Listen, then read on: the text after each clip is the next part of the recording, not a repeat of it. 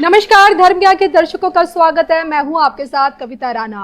बिहार में एनडीए को मिली बम्पर जीत के साथ ही एक बार फिर आध्यात्मिक जगत से आने वाले स्वामी योगेश्वरन गिरी महाराज जी, जिन्हें हम और आप स्वामी योग के नाम से ज्यादा पहचानते और पसंद भी करते हैं, उनकी भविष्यवाणी सत्यता की कसौटी पर हम लोगों को नजर आई है। सबसे पहले तो सर आपको बहुत बहुत बधाई हो, आपकी पुनः भविष्यवाणी सही हुई है। जो आपने एक सटीक सीटों को लेकर बोल दिया था कि आप देखेंगे कि भाजपा 90 से 100 के आंकड़े को छुएगा और आज तमाम टीवी स्क्रीन में हम देख रहे हैं कि किस तरह से एनडीए को ऐतिहासिक जीत मिली है बिहार में।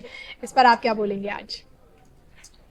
जीत भगवान श्री कृष्ण जैसे कहते हैं ना, कर्मण्यवाधिकारस्तेषु मा फलेषु कदाचन। एक्चुअली क्या है, ये जीत एनडीए ने मेहनत करके ली हुई है। ये जीत सकते थे एनडीए वाले, लेकिन उन्होंने जो एक आपने लास्ट टाइम स्टेटमेंट देखा होगा, साउथ इंडियन के लीडर थे कांग्रेस के, जिन्होंने कहा कि कांग्रेस मतलब मुस्लिम, मुस्लिम मतलब कांग्रेस। अब ये इनको समझ में ही नहीं आ रहा है कि ये तुष्टीकरण 80% हिंदुओं के देश में कांग्रेस को भारी पड़ रहा है भाई। अभी भी समझ जाएं वो लोग, साफ हो जाएंगे, ये पूरे देश से साफ हो जाएंगे।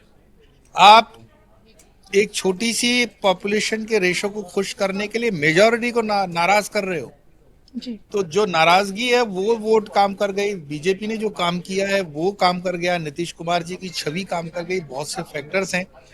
और एंड ऑफ द डे ये मानना पड़ेगा कि चोर उच्चकों के बच्चों को वापस से राजगद्दी पे बिठाओगे तो जनता सब कुछ जानती है आज की तारीख में। मैंने अपने प्रत्येक एपिसोड में निवेदन किया था कि आप किसी को भी वोट दें, लेकिन वोट दें।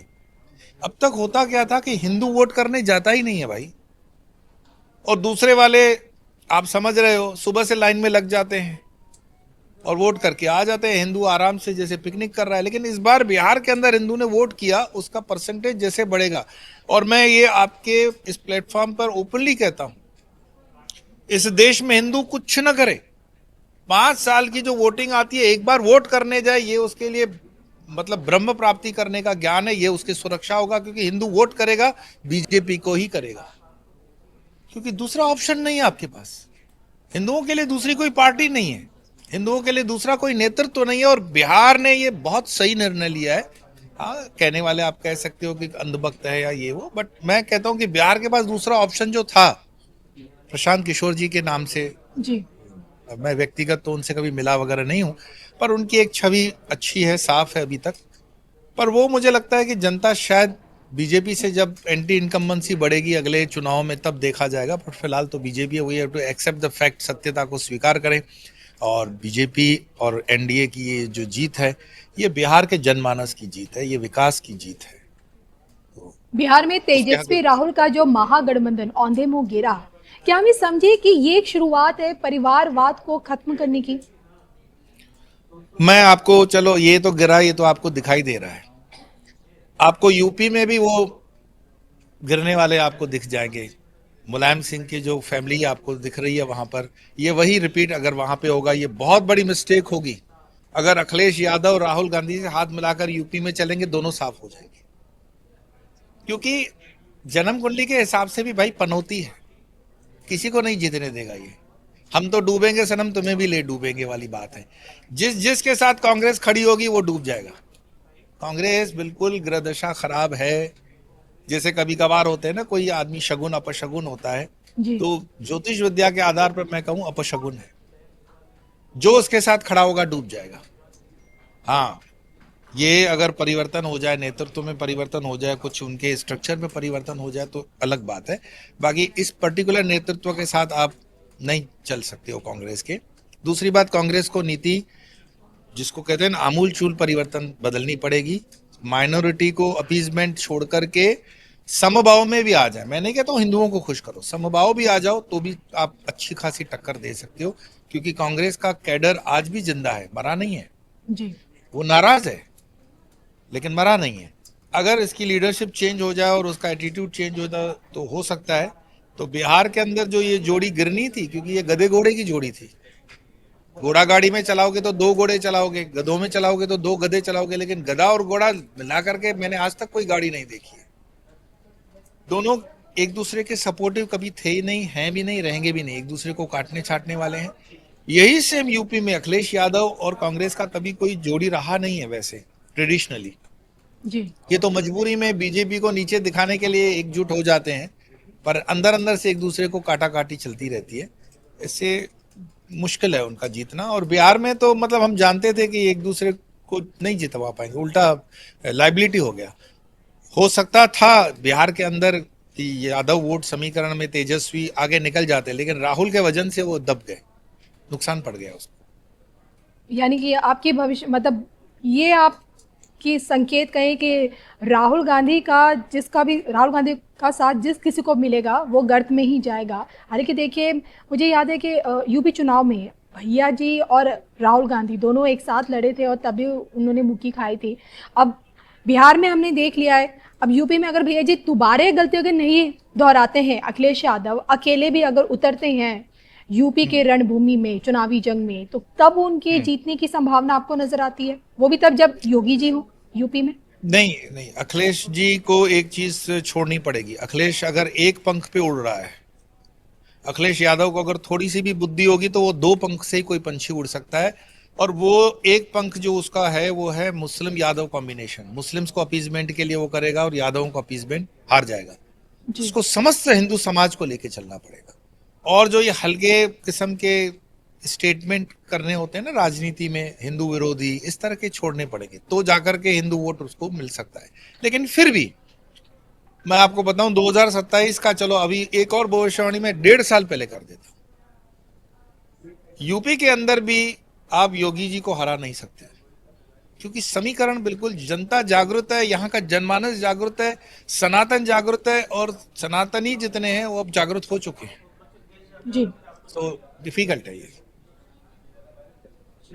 अगर देखा जाए तो देखिए, रिजल्ट में जो बातें सामने आई है कि बिहार चुनाव में जिन जिन सीटों पर योगी आदित्यनाथ जी ने भाजपा के लिए प्रचार प्रसार किया, वो सीटें तमाम अधिकतर भाजपा के पाले में ही जीती हैं। और देखा जाए तो भाजपा ने 90 सीटें जो अ, हो रही है, जीत रही है, जो वो उसको आगे है, लेकर मैं लीड आपसे में। जानना चाहती हूँ कि योगी आदित्यनाथ के भविष्य को लेकर आप क्या कहते हैं? ये मैं सिर्फ तो एक बहुत शुरुआत है? स्पष्ट मैं बहुत स्पष्ट हूँ। आपने देखा होगा 2025 के साथ किसका होगा विनाश, मेरी प्रिडिक्शंस है, या मैं पहले भी कह चुका हूँ। एक बहुत मजबूत दावेदारी है योगी आदित्यनाथ जी की प्रधानमंत्री पद के लिए। जी। मैं ये नहीं कह रहा हूं कि मोदी जी जा रहे हैं और योगी जी आ रहे हैं, लेकिन योगी जी ने जिस तरह से अपने आप को क्षितिज पर उभार किया है, मतलब देश की राजनीति में जिस तरह से वो ऊपर उठे हैं, जिस तरह से यूपी को उन्होंने अंतरराष्ट्रीय ख्याति दिलवाई है। आपने पिछले दिनों देखा, वर्ल्ड बैंक से भी कई लोगों ने अप्रिशिएट किया कि यूपी का बहुत बड़ा अच्छा विकास हुआ है। जी। क्राइम लेवल बहुत ना के बराबर मतलब अब रह गया है। एडमिनिस्ट्रेटिव जो उसमें लूफहोल्स हुआ करते थे। यूपी एक इतना बड़ा राज्य है कि दुनिया का 5वां मुल्क बन सकता है पॉपुलेशन और इसके साइज के हिसाब से। उस स्टेट को चलाना, मतलब दुनिया का 5वां देश चलाना, ये अपने आप में बहुत बड़ी काबिलियत है। तो वो 5वां मुल्क जब देश का स्टेट है हमारे इस देश का, उसका प्रधानमंत्री तो काबिल होगा ही। और एक काबिल प्रधानमंत्री बनने के लिए जिसको एडमिनिस्ट्रेटिव एक्सपीरियंस हो, प्रशासनिक experience as a chief minister, वो योगी आदित्यनाथ है। और मुझे लगता है कि आने वाले दिनों के अंदर ये जब भी चर्चा होगी तो उसमें प्रबल दावेदारी, हालांकि राजनीति में कुछ कहते हैं ना अनप्रेडिक्टेबल होता है। जी। अमित शाह जी भी उतने ही सीनियर मोस्ट हैं, और हमारे तो गुजरात से पढ़ते हैं, तो एक पारिवारिक मतलब लगाव होता है उनसे। पर जो मैं निष्पक्ष होकर के देश की हवा देख रहा हूँ, देश के लोगों का रुझान देख रहा हूँ, उसमें योगी आदित्यनाथ की जो छवि है, एक कड़क प्रशासनिक जो व्यक्ति होता है, बाबा बुलडोजर नाम दिया गया उनको, अनर्थ के खिलाफ, अधर्म के खिलाफ, अन्याय के खिलाफ खड़े होकर के निष्पक्ष होकर के काम करना।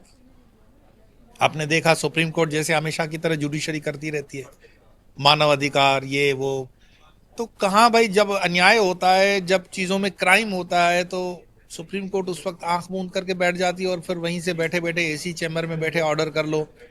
नहीं, बहुत अंट कभी स्टेटमेंट आ जाते हैं कि घर बनाना बड़ा मुश्किल है, घर तोड़ना नहीं चाहिए।